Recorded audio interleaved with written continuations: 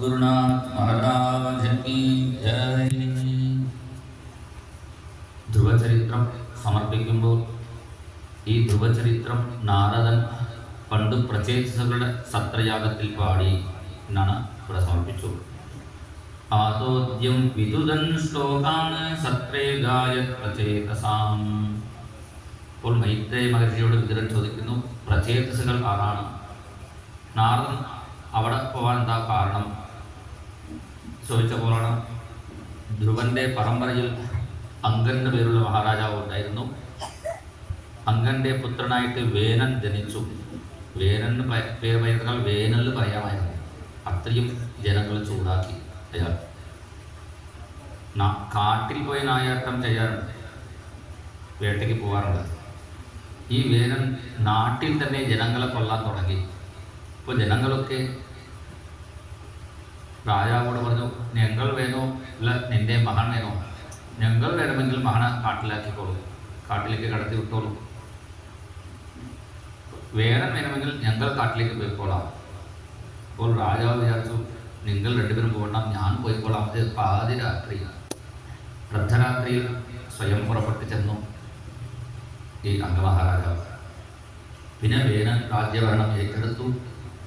രാജ്യഭരണം ഏറ്റെടുത്ത ശേഷം പിന്നെ പുതിയ നിയമമൊക്കെ കൽപ്പിച്ചു. നയഷ്ടവ്യം ന ദാതവ്യം ന ഹോതവ്യം ക്വചിത്. യാഗം ചെയ്യാൻ പാടില്ലേ, ഹോമിക്കാൻ പാടില്ലേ, ദാനം ചെയ്യാൻ പാടില്ലേ. ഇപ്പോൾ ചില ആൾക്കാർ പറയാറുണ്ടല്ലോ, എന്തിനാണ് ക്ഷേത്രത്തെ ഇത്ര ഒക്കെ പാല് നെയ്യ് ഒക്കെ അഭിഷേകം ചെയ്യണം? കുഴപ്പമില്ല, അതൊക്കെ അഭിഷേകം ചെയ്തിട്ട് അതിൻ്റെ പ്രസാദമായിട്ട് നമ്മൾ ശബരിമലയിൽ അഭിഷേകം ചെയ്തിട്ട് പ്രസാദം കൊണ്ടുവരുന്നുണ്ടല്ലോ, അതുകൊണ്ട് നമുക്ക് പ്രസാദമായിട്ട് സ്വീകരിക്കാം. ഇപ്പോൾ ഭഗവാന് സമർപ്പിക്കുമ്പോൾ അത് വേസ്റ്റാണെന്ന് വിചാരിക്കേണ്ട. ഒരു ചാക്ക് വിത്തിനെല്ലാം എടുത്ത് നമ്മൾ കൃഷിസ്ഥലത്തിൽ പാടത്തിൽ ഇടുന്നു. എന്തിനാ? അത് 100 ചാക്കായിട്ട് തിരിച്ചു കിട്ടും. അതുപോലെ ഭഗവാനക്ക് സമർപ്പിക്കുന്നതൊക്കെ നമുക്ക് കൂടുതലായി തിരിച്ചു കിട്ടും. അതിന് നല്ല ഉദാഹരണമാണ് ഹനുമാൻ സ്വാമി. ഹനുമാൻ സ്വാമിയോട് എന്ത് കൊടുത്താലും അദ്ദേഹം തിരിച്ച് കൂടുതലാക്കി തരും. അത് മനസ്സിലാക്കാത്ത രാവണൻ എന്ത് ചെയ്തു? ലേശം തീ വെച്ച് കൊടുത്തു വാളി. അദ്ദേഹം കൂടുതലാക്കി നീ തന്നെ വെച്ചോളൂ, ലങ്കയിൽ കുറിച്ചു. ഇതൊരു വ്യതിരേക ദൃഷ്ടാന്തമാണ്. അങ്ങനെ ഭഗവാനക്ക് സമർപ്പിക്കുന്നതൊക്കെ പ്രഹ്ലാദൻ പറയുന്നു, യഥാ ഒരു പ്രതിബിംബത്തിന് ചെയ്യുന്ന അലങ്കാരമൊക്കെ, ബിംബത്തിന് ചെയ്യുന്ന അലങ്കാരം പ്രതിബിംബത്തിന് എങ്ങനെയാണോ അതുപോലെയാണ് ഇവിടെ വർദ്ധിക്കുന്നു. അപ്പോൾ ഋഷീശ്വരന്മാർ വേനനോട് പറഞ്ഞു, ധർമ്മങ്ങൾ ചെയ്താലേ മഴ വരുള്ളൂ. ധർമ്മങ്ങൾ നടത്തിയാൽ പിന്നെ മഴ കിട്ടില്ലേ? ഇത് പറഞ്ഞപ്പോൾ ഞാനാണ് ദൈവം എന്ന വേനൻ ധിക്കരിച്ച് ഋഷീശ്വരന്മാരോട് പറഞ്ഞപ്പോൾ ഋഷീശ്വരന്മാർ ഒരു ഹുങ്കാരം ചെയ്തു. വേനൻ മറിഞ്ഞു വീണു. വീണ്ടും മരിച്ചു. പിന്നെ വേനനില്ലാത്ത സമയത്ത് കൊള്ളക്കാരൊക്കെ കൂടുതൽ വരാൻ തുടങ്ങി. അപ്പോൾ വേനൻ്റെ പാപത്തിൻ്റെ സൃഷ്ടിയായി വേനൻ്റെ തൊടയിൽ നിന്നും അവർ ഒരു ആളെ സൃഷ്ടിച്ചു. ചെറിയ കാലും ചെറിയ കൈയുമായി കറുത്ത ഒരാൾ വന്ന് ചോദിക്കുന്നു, ഞാൻ എന്തെങ്കിലും സഹായം ചെയ്യുന്നു? കണ്ടപ്പോൾ തന്നെ മനസ്സിലായി ഇയാൾക്ക് ഒന്നും ചെയ്യാൻ പറ്റില്ല. നിഷീരെ ചെബ്രുവം താതൻ. ചില ആളുകൾ സഹായിക്കാതിരുന്നാണ് നമുക്ക് സഹായം. ചില ആൾ സഹായിച്ചാൽ പിന്നെ വളരെ ബുദ്ധിമുട്ടാകും. നീ മാറിപ്പോയിക്കോളൂ പറഞ്ഞ് കാട്ടിലേക്ക് പറഞ്ഞു വിട്ടു. പിന്നെ വേനൻ്റെ പുണ്യത്തിൻ്റെ ഫലമായി ഒരു സൃഷ്ടി നടത്തിയതാണ് ഋഷീശ്വരന്മാർ. അപ്പോഴാണ് ഭഗവാൻ പൃഥു എന്ന പേരിൽ അവതരിച്ചു. അർച്ചിസ് എന്ന മഹാറാണിയോടുകൂടി ഭഗവാൻ അവതാരം ചെയ്തു. പൃഥു ഭഗവാന് ഋഷീശ്വരന്മാരൊക്കെ സ്തുതിച്ചു. പിന്നെ പൃഥു രാജ്യഭരണം ഏറ്റെടുത്തപ്പോൾ ജനങ്ങൾക്ക് ഭക്ഷണം കിട്ടുന്നില്ലേ. ഭക്ഷണം കിട്ടാത്ത കാരണം ഭൂമിയുടെ തെറ്റാണെന്ന് മനസ്സിലായി. കാരണം ഭൂമിയിൽ എന്തെങ്കിലും സാധനം കിട്ടാൻ തിരിച്ച് നമുക്ക് കിട്ടേണ്ടേ? അങ്ങനെ ഒന്ന് കിട്ടുന്നില്ല. ഒരു തെങ്ങ് വെച്ച് കഴിഞ്ഞാൽ തേങ്ങ കിട്ടും.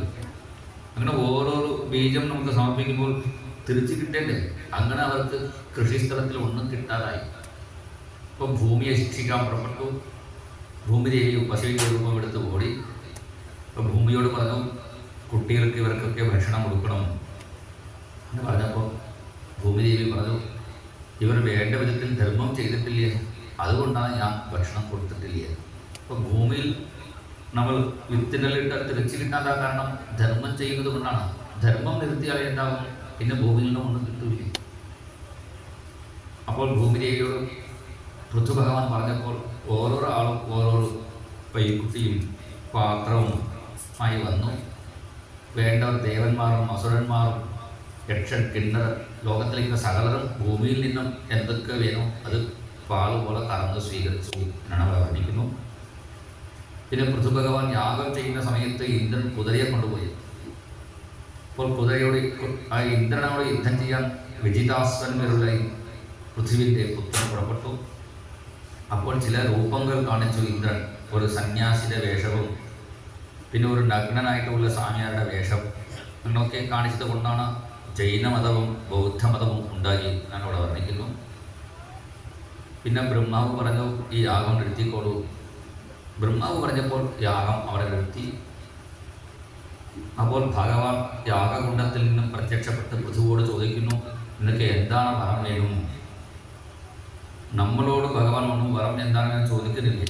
ചോദിച്ചാൽ കൊണ്ട് വലിയ ലിസ്റ്റ് നമ്മൾ അങ്ങോട്ട് കൊടുക്കും. ഇവിടെ പൃഥുവോട് ഭഗവാൻ ചോദിച്ചിട്ടും പൃഥു വരം ചോദിച്ചിട്ടില്ലേ. പിന്നെ അവസാനം പറഞ്ഞു എനിക്ക് 10,000 ചെവി വേണം. വിദത്സ്വ കർണായുധം ഏഷമേവരഹ. എന്തിനാ ചോദിച്ചപ്പോഴാണ് എല്ലാ ദിക്കിലും സപ്താഹം നടക്കുന്നുണ്ട്, അത് കേൾക്കാൻ എനിക്ക് സമയമില്ല. അപ്പോൾ ചെവികളെ പറഞ്ഞു വിട്ടാൽ അത് കേൾക്കില്ലേ. അങ്ങനെ ഭഗവാന്റെ കഥകൾ കേൾക്കാൻ ഒരു 10,000 ചെവി വേണം. പിന്നെ എന്നോട് ചോദിക്കരുത് എന്താണ് വേണം. എന്നോട് ചോദിച്ചാൽ ചിലപ്പോൾ വേണ്ടാത്ത കാര്യം ഞാൻ ചോദിച്ചേക്കും. എങ്ങനെയാണോ ജലദോഷമുള്ള കുട്ടി എന്ത് ചെയ്യും? അമ്മയോട് ചോദിക്കും എനിക്ക് ഐസ്ക്രീം വേണം. ഈ ജലദോഷ സമയത്ത് ഐസ്ക്രീം കഴിച്ചാൽ കൂടുതലാവും. അതുപോലെയാണ് നമ്മളൊക്കെ ഭഗവാനോട് ചോദിക്കുന്ന കാര്യങ്ങൾ. അപ്പോൾ എന്നോട് ചോദിക്കേണ്ട, എനിക്ക് വേണ്ടത് സ്വയം നൽകണം. യഥാചരേ ബാലഹിതം വികാസ്വയം തഥാ ത്വമേവാർഹസിനസ്സമീഹിതും. അങ്ങനെ പ്രാർത്ഥിച്ചപ്പോഴാണ് ഭഗവാൻ നിനക്ക് ഭക്തി ഉണ്ടാവട്ടെ എന്ന് അനുഗ്രഹിച്ചു. തമാഹരാജന്മനി ഭക്തിരസ്തുതേ. പിന്നെ പൃഥു ജനങ്ങൾക്ക് ഉപദേശം കൊടുത്തു.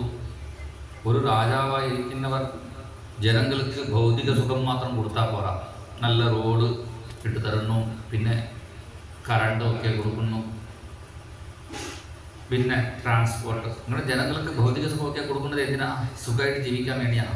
ഇത്രയും കൊടുത്തിട്ടും ജനങ്ങൾക്ക് സമാധാനം ഇല്ല. എന്താ കാരണം? ഭൗതിക സുഖം മാത്രം കൊടുത്താൽ പോരാ, ആത്മീയ സുഖം കൂടി വരും. ഓരോ ഗ്രാമത്തിലും രാജാക്കൾ മൂലം ഒരു സത്സംഗം ഏർപ്പാടാക്കണം. അങ്ങനെ ചെയ്താലേ ജനങ്ങൾക്ക് മനസ്സമാധാനം കിട്ടുള്ളൂ എന്നാണ് ഇവിടെ പൃഥു ഭഗവാൻ പറയുന്നു. നിങ്ങളെല്ലാവരും ഭഗവാനെ സ്തുതിക്കൂ. ഭഗവാനോട് ചോദിച്ചാൽ നമ്മുടെ ഇഷ്ടപ്രകാരം ഒന്നും നടക്കില്ലല്ലോ. അപ്പം നമ്മുടെ മുകളിൽ ഒരു ശക്തിയുണ്ട്. ഇപ്പോഴത്തെ കുട്ടികളൊക്കെ എങ്ങനെയാണ്? എനിക്ക് വിശ്വാസമില്ല, പക്ഷേ ഒരു സൂപ്പർ പവർ ഉണ്ട്. അതാണ് സൂപ്പർ പവർ. എന്താണ്? അതാണ് ഭഗവാൻ, ദൈവം. നമ്മൾ ചിന്തിച്ചത് ഒന്നും നടക്കില്ല. അപ്പോൾ ആ സൂപ്പർ പവർ എന്ത് ചിന്തിക്കുന്നുവോ അതേ നടക്കുള്ളൂ. അതാണ് ദൈവം. ആ ഭഗവാനെ ഭജിക്കൂ എന്ന് പറയുമ്പോഴാണ് സനകാദി യോഗീശ്വരന്മാർ അവർ നാമം ജപിച്ച് വരുന്നു. ശ്രീകൃഷ്ണ ശരണം മമ ശ്രീഹരി ശരണം മമ ശ്രീകൃഷ്ണ ശരണം മമ ശ്രീഹരി ശരണം മമ ശ്രീകൃഷ്ണ ശരണം മമ ശ്രീഹരി ശരണം മമ ശ്രീകൃഷ്ണ ശരണം മമ ശ്രീഹരി ശരണം മമ ശ്രീകൃഷ്ണ ശരണം മമ ശ്രീഹരി ശരണം മമ ശ്രീകൃഷ്ണ ശരണം മമ ശ്രീഹരി ശരണം മമ. സനകാദി മുനീശ്വരൻ നമസ്കരിച്ച് പൃഥു ഉപദേശം തരണേ പ്രാർത്ഥിച്ചപ്പോൾ സത്സംഗത്തിൽ മാത്രം ഇരുന്നാൽ പോരാ, ദുഷ്ടസംഗത്തിൽ പോകരുത് എന്നൊക്കെ ഉപദേശം കൊടുത്ത് അവർ പുറപ്പെട്ടു. പിന്നെ പൃഥു രാജ്യഭരണം കുറച്ചു കാലം നടത്തി പുത്രന്മാരുടെ രാജ്യം ഏൽപ്പിച്ച് കാട്ടിൽ ചെന്ന് പത്നിയോട് തപസ് ചെയ്ത് ഭഗവാന്റെ രൂപത്തിൽ ധരിച്ചു. പൃഥുവിൻ്റെ പുത്രൻ പരമ്പരയിൽ പ്രാചീന ബർഗീസിലുള്ള രാജാവ് ഉണ്ടായിരുന്നു. അദ്ദേഹത്തിന് 10 കുട്ടികളാണ്. പ്രചേതസുകൾ എന്നാണ് അവരുടെ പേര്. അവർ തപസ് ചെയ്യാൻ വേണ്ടി ഗുരുവായൂരിൽ എത്തിയപ്പോൾ അവിടെ ഇരിക്കുന്ന മമ്മിയൂരപ്പൻ അവരെ വിളിച്ചു പറഞ്ഞു, ഗുരുവായൂരപ്പനെ എങ്ങനെ ഭജിക്കണം, ഗുരുവായൂരപ്പനോട് എങ്ങനെ വരം ചോദിക്കണം എന്നൊക്കെ യോഗാദേശം പേരുള്ള മന്ത്രം ഉപദേശം കൊടുത്തു. രുദ്രൻ പറഞ്ഞതുകൊണ്ട് രുദ്രഗീതം എന്നാണ് പറയുന്നത്. ആ രുദ്രഗീതം കുറേ കാലം തപസ് ചെയ്തു അത് ജപിച്ചുകൊണ്ട്. ധ്രുവവത്തിൽ നശീഘ്രത എന്നാണ് ഭട്ടത്തിൽ വരുന്നത്. ധ്രുവനുക്ക് 6 മാസത്തിൽ ഓടിയെത്തിയ ഭഗവാൻ പ്രത്യേകർക്ക് വേഗം വന്നിട്ടില്ല. കാരണം ആ രുദ്രഗീതം കേൾക്കാനാണ് ഭഗവാനക്ക് താല്പര്യം.